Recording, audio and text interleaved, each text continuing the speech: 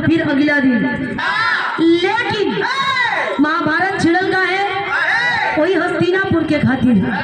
कौरव दल कहे कि हम तो के सुई के नोक भर जगह ना दे, लेकिन पांडव दल कहे कि हम लेके रहो।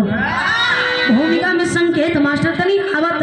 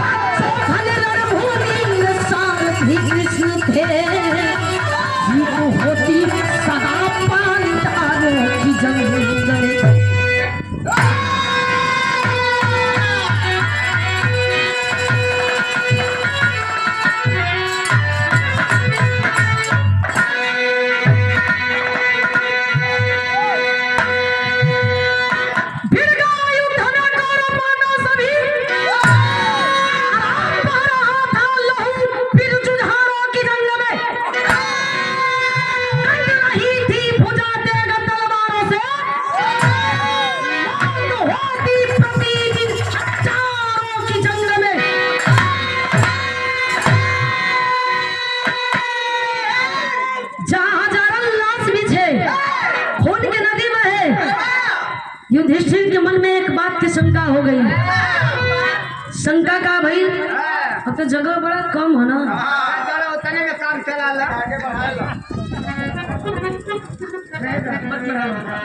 बिरहा में एक लाइन गजल का नमूना है। कैसे मास्टर? और ये स्वर्गीय दादाजी के नाती नारायण यादव जी हमारे भैया की ओर से क्या आशीर्वाद आई, 50 रुपया बहुत बहुत धन्यवाद। लेकिन गजल का अंदाजा कैसन?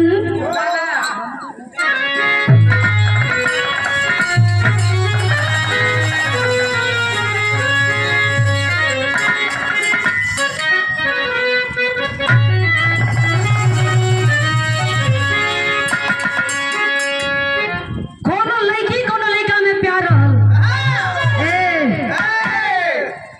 लड़कवा ही नहीं नियन मन बढ़ू रहल।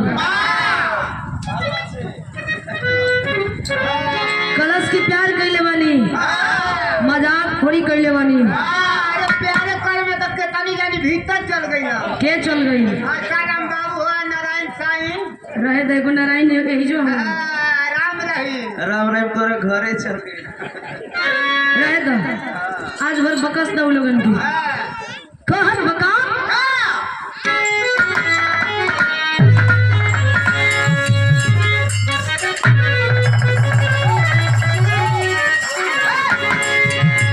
हो जब प्यार किया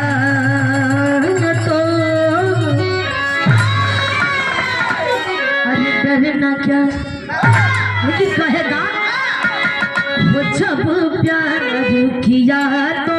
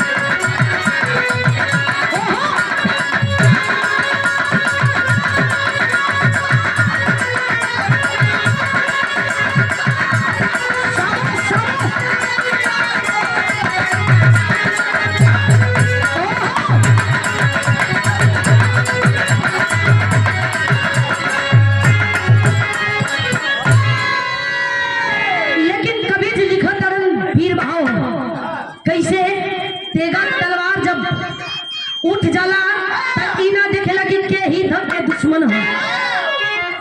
कभी लिखते हैं क्या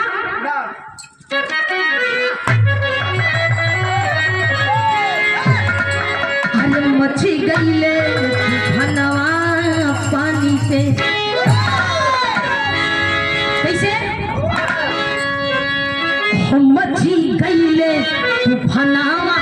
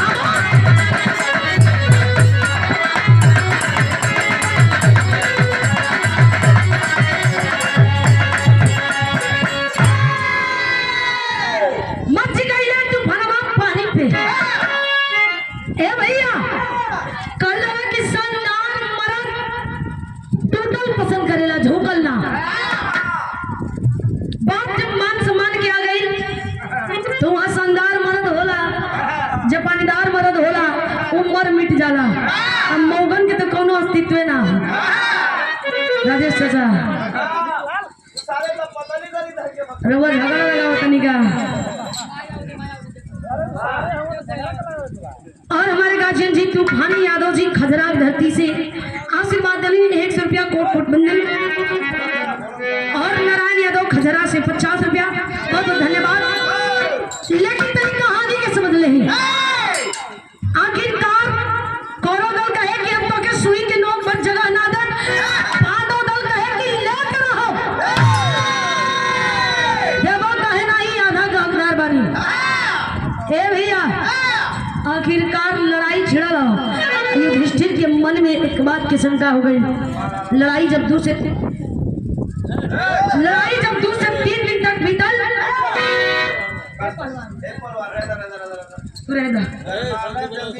गरमाला ना जल्दी आई बेचारू गरमा जालन थापा के साढ़ू नहीं एकदम हो।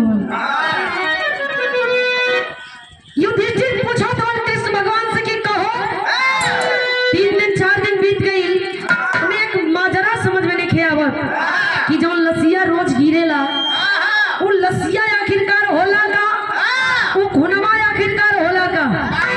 यहाँ खून के नदी बहे के चाहिए, यहाँ लाशन के ढेर लगल रहे के चाहिए। इस सुबह में कुरुक्षेत्र के मैदान सब कैसे लोकेला कलम की तू ना समझबा। हमार बात सुना बिरहा में बड़ी मार्मिक गीत लगा था। कौन गीत भैया?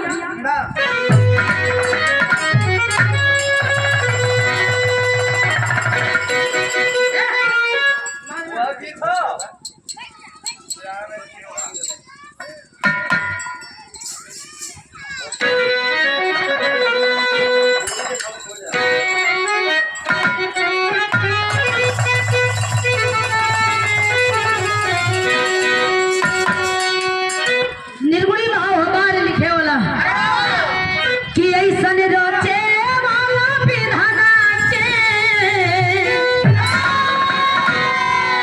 हो ऐसन रचे वाला विधाना के अरे विधान बनलबा हो विधान बनलबा ई शरीरिया माटी के मकान बनलबा माटी के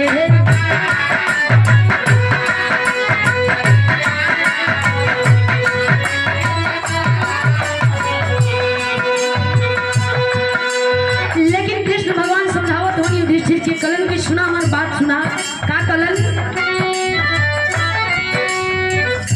हो पहिले हो खेता लड़ाई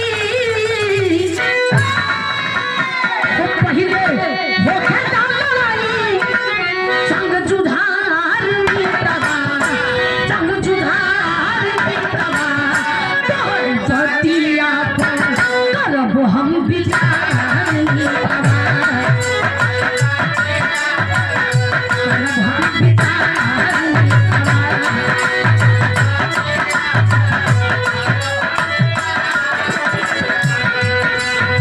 कलन की भैया ये दृष्टि जोन होत है के होखे दा बस देखत जा आगे का होला बस तू देखत जा का कलन जंग की रोड भेरी चापू पानी जंग की रोड भेरी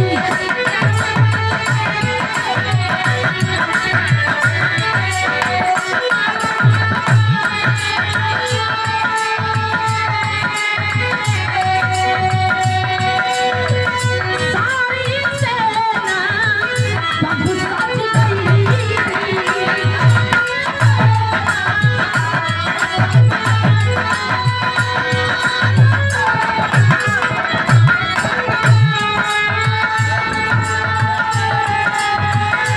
खन के जब सेना भगवा खन के जब सेना भगवा किसी पतिया पर हमारी पतिया पर कल हम तेरा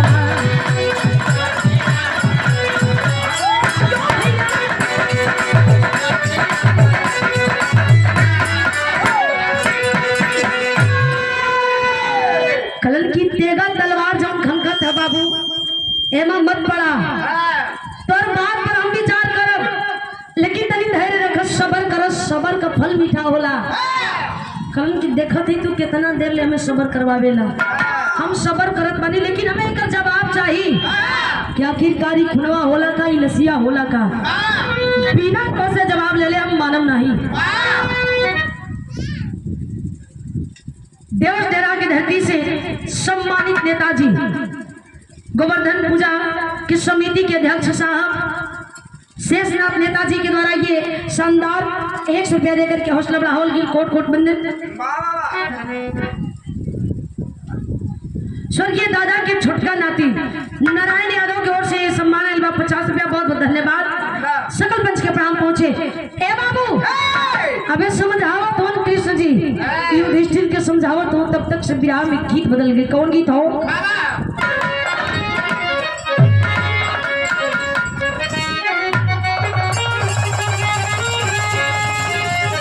देखो रिश्ता बड़ा अनमोल होला सुनील लाल जी कहाँ खोए हैं कहाँ मोबाइल में